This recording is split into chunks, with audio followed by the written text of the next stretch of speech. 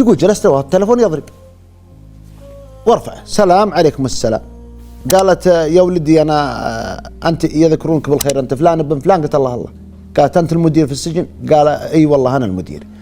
قالت يا ولدي أنا سائلك بالله اطلع ولدي فلان.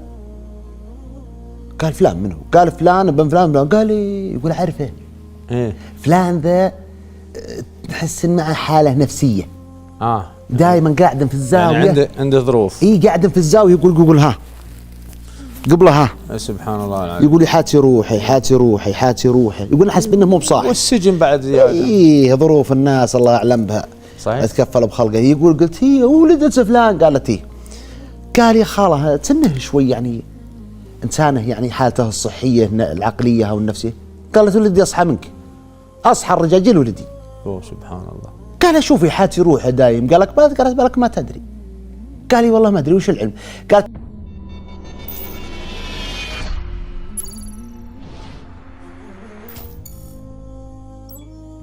السلام عليكم.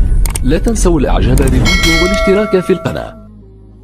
تحب العلوم الطيبة يا ابو تركي؟ بارك الله فيك. تعال. في دولة خليجية ضابط يكلمني أنا يقول يا ابو راكان حصلت علي أنا قصة.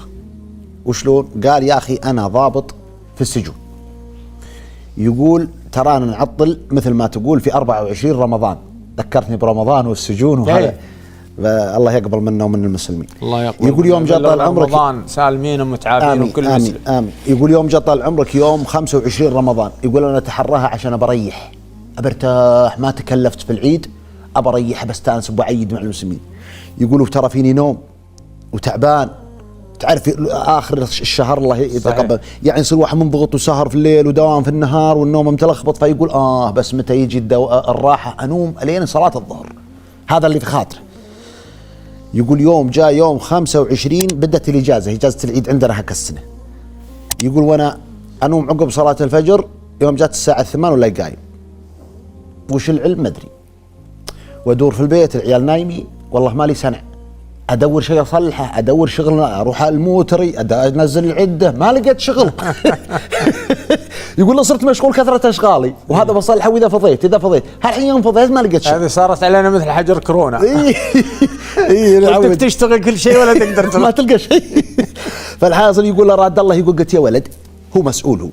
يقول قلت يا ولد اخوياي اللي متكلفين اخاف انهم يحتاجوني ويوم اني فاضي ابى اروح عند الله ان شاء الله انها عباده خدمه وطن ويمكن يحتاجوني في شيء. والله نلبس البدله واروح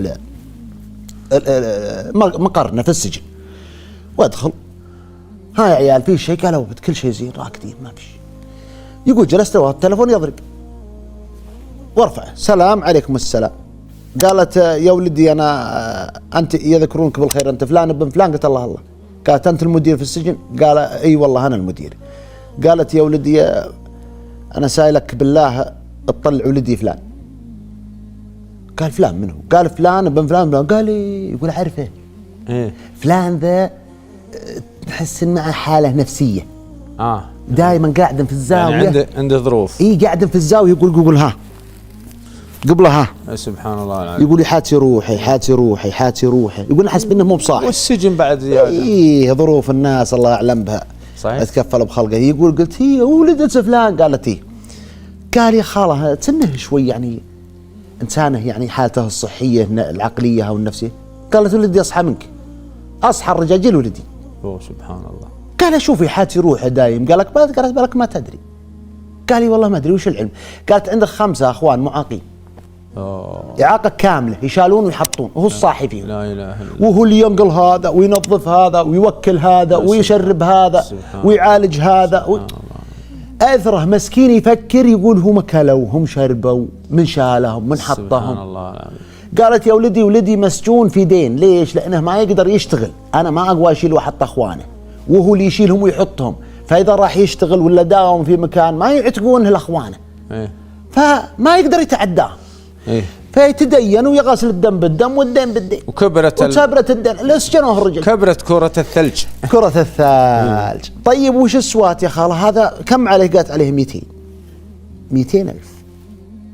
وانا يا ولدي منمس هالحزة وانا على سجادتي والله ما اقوم الا اجدد الوضوء والله اني مفطرت امس على سجادتي وانا سالت ان الله الليل كله ان الله يعتق ولدي ويطلعه لي اليوم. يا سبحان الله العظيم. قال يا خاله 200,000 والله وين اجيبها منك؟ هذه حقوق الناس. إيه؟ قالت عاد شوف ربي ما هو برادني ولكن سام في يدك شيء فافعله يا ولدي. جزاه الله قال جزاك الله خير ان شاء الله يسهل الله امرك يا خاله ان شاء الله ان شاء الله. يقول والله قايلها تسميحة خاطر هالحرمه الكبيره هذه. قفلنا يقول يوم قفلنا يدخل علي العسكري قال فيه واحده من يعرفك من زملائك. يقول من هو؟ قال فلان. قال خليه يدخل. فعلا يقول صديق لي وتاجر. يقول والله يجي لا يلا قال هداك الله يا فلان ورا ما كلمتني يا اخي انا لاهي في السوق تعرف ايام عيد وكذا وبيع وشراء انا عندي الزكاه متعود اعطيك اياها. قال والله حتى انا نسيت. قال المهم بسم الله هذه 40,000 تكفى حطها 3 4 فرج هالمساجين. يقولوا سبحان الله يطري علي الرجال توني مقفل من امه. قلت اصبر ما ودك تحطها ل7؟ قال لا قد ما يكثرون زين. قال اجل عندي سجين هذا وضعه كذا كذا كذا واخوانه 5 معاقين محتاجين تراهم مساجين هالحين هم في البيت ما يقومون ولا يتحركون. ما يتحركون هو اللي مدبرهم هو على اللي مدبرهم. ان اعتقناه لوجه الله يبي يدبر اخوانه تكفى كسبه. قال تدري انا ما بيها الا ذا لا تعطيها حد ثاني. الله سبحان الله العظيم. يقول يوم طلع اخذت الدراهم يقول بس باقي 160. يقولوا ويتصل علي التلفون يقول وانا ارفعه السلام عليكم السلام. قال معك مكتب الشيخ فلان الشيخ يبيك. يقول قلت مرحبا. يقولوا يحولوا المكالمه السلام عليكم السلام حياك الله يا فلان يا مرحبا. يقول عارف يتصل عليه في مثل هالوقت كل سنه ويطلع ناس عنده خير يدورون الاجر. يدورون الاجر. هذا الرجل الصح انا اشهد. يقولوا عنده خير. قال يا فلان قاسم قال ترى عندنا ان شاء الله خير وزكاه ومعها غيرها جمعنا مبلغ تقريبا ما يعادل بالسعودي 140,000 وهذيك 40 هذه 180 حلوين. يقول قلت رحم الله والديك. قال من نحطها على طال عمرك؟ قال فرقها على هالمساجين ولا اشتري بها شيء ولا صلح بها اللي تشوفه. قال طيب عندنا حاله طال عمرك كذا كذا كذا وش رايك؟ قال لا تروح فلوسي الا للرجال. لا اله الا الله. سبحان الله. ما بعد جك المعجزه. شوف دعوه هالمراه. شوف سبحان الله ان الدعاء بابه مفتوح. رب العالمين ربي كريم. دعوه هالام اللي ناقلت هم ولدها وعيالها الثاني. شوف الحين الفلوس مين مشكله في شيء اكبر. لو تلاحظ هم في اجازه رسميه شلون يطلع. المهم طال عمرك يقول قلت باقي 20 الدوام بيخلص. يقول حنا هالحين صلينا الظهر يلا الخير. يقول فيني شيء داخلي اسعى لهالمسلم لين يطلع قبل هالعيد وازع داخلي والله ما ادري وش اسببه. خلاص الله اللي ومر. الله اللي ومر سبحانه وتعالى. نعم. يقول وانا اقول باقي 20 اكلم فلان كل ما اتصلت على واحد ما رد من هالتجار ذا. يقول تدري بتصل على الرجال اللي يطلبه راجعت ملفه ولا شخص واحد مجمع عليه تنازل عن هالعشرين. يقول واتصل عليه السلام عليكم السلام يلا حيا. قال معك اخوك فلان الفلاني من السجون الفلانيه. قالوا نعم معروف الله يحييك. قال يا اخوي الناس تدور ما عند الله وحنا في 10 نواخر. لا اله الا الله. فيه اجر باب اجر عظيم. قال وش؟ قال عندنا سجين وضع كذا كذا كذا كذا كذا. قال لا حول ولا قوه الا بالله. 5 عنده. قال والله انهم 5. لا اله الا الله. تقاريرهم قدامي ان كان عندك شيء لوجه الله. قال لا والله لا ابشر والله لا والله هذا ما ينتخ الله احنا الفقراء الى الله هذا وقت الفزعه. لا والله ابشر بي. لكن كم عليه؟ قال عليه 200,000 وانت اللي تطلبه. قال شو فلان؟ قال ايه فلان؟ قال سلك بالله اخوانه على هالوضع. قال لي والله العظيم. قال والله الذي لا اله الا هو اني صايم الوجه ما دريت عن هالشيء هذا لكن هالحين وش تبي مني انا من يمناك اللي يسراك. قال هنا 180,000 باقي 20. قال في دراسك كم؟ لا اله الا الله. الله مامر. والله ما عاد تجيني ومر الله سبحانه وتعالى. ها اكتمل المبلغ. قال اجل تكفى الله وعليها رحمه والديك انت تمرني تستلم الدراهم والشيك وتوقع عشان بطلعه. قال هالحين اجيك انا ماني بعيد منك. لا اله الا الله. ويجي طال عمرك. يقول هو يوم جاي يقول انا اتفكرها الحين ما لي صلاحيه اطلعه وحنا في دوام رسمي ولازم يطلع وقت العمل الرسمي مو هو بالاجازه. يقول قلت تدري بسم الله وارفع السماعه على جوال مدير عام السجون واتصل عليه المختص اللي في ده الصلاحيات. صحيح. السلام عليكم السلام صبحك الله بخير طال عمرك المعذره على الازعاج. قال لا ما في مشكله هذا عمل ابد ابرك الساعه تفضل. يقول قلت طال عمرك السالفه كذا كذا كذا كذا كذا كذا. وهذول 5 معاقين درجة أولى، ترى تقاريرهم عندي، أمهم رفقت التقارير. وش رايك؟ هالحين أكتمل المبلغ والرجال جاي بيوقع بعد شوي، وش رايك؟ قال رايي، قال إيه؟ قال سوي له استثناء بأمري أنا وحط المعاملة على مكتبي. يا سلام. أنا بمر بكرة إن شاء الله وأوقعها. يا سلام. ويستثنى نظرا لظروف أخوانه. إيه. ويطلع. جزاه الله. شوف هذا من المدراء اللي فيهم خير. يحتسبون الأجر. اللي يحتسبون الأجر واللي ييسرون أمر المسلمين. أسأل الله أن ييسر أمر كل مدير وييسر أمر المسلمين. اللهم آمين. وهو طال عمرك يجي الله ييسر أمرنا وأمر شوف، المسلمين كلهم. ويجي الرجال يقول وأطلع من جيبي قاسمة الله. يقول وما مع الشيء نبت. يقول وأنا أعطيه إياه. قلت تدري امشي اركب.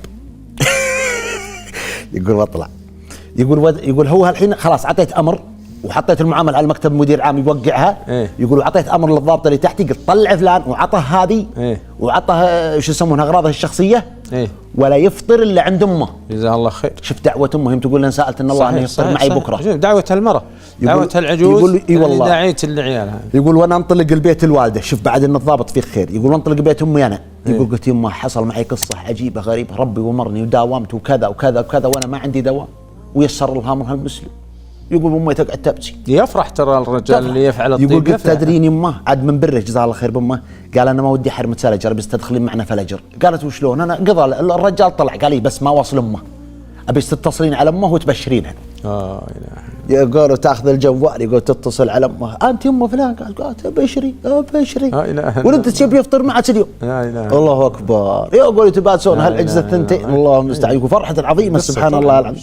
كلها ترجع ايش؟ فضل الله سبحانه وتعالى ثم الاداره الناجحه. لا فلا شك لا شك. لو هالمدراء ذولا كلهم ترى الدين قالوا النظام ولا علينا منك. صح جزاك الله خير. اي بالله اي بالله. هالقصه قصه عبره. اي والله عبره. موعظه. سبحان الله. وفائده عظيمه يعني سبحان الله. لا شك.